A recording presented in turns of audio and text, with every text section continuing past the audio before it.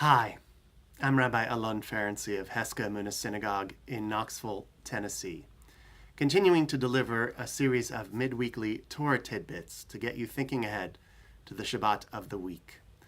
This week we read Parashat Yitro, the portions of Scripture in Exodus that include what we often call the Ten Commandments, or in Hebrew, Aseret HaDibrot, the Ten Utterances.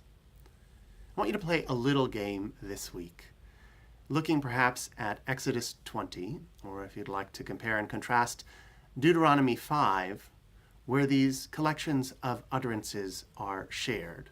Things like do not murder, do not covet, so forth. Observe the Sabbath. Here's the trick. Where do we get 10?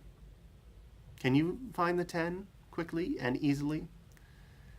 It's not so clear. I've done this exercise with different groups, and we were able to narrow them perhaps down to 7 different commands, if you look at the verbs alone, or up to 14 in some cases, maybe even I think it was 16. It's a very interesting thing that we accept as fact that there are only 10, but there are, if I recall correctly, some 16 different command form verbs in the various places, 14 I think in Deuteronomy.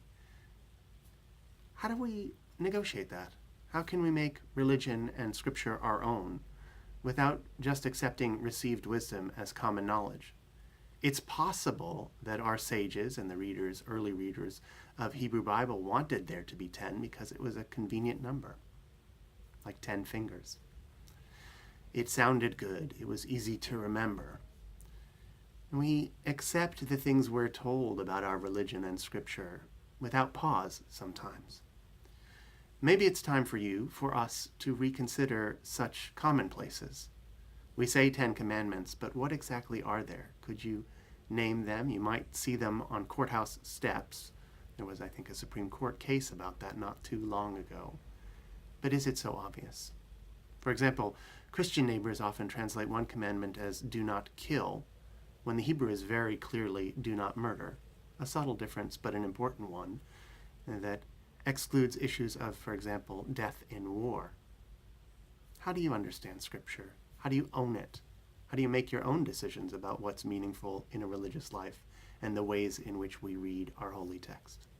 I invite you to do this exercise and others like it this Shabbat and every time you think about our tradition and your own.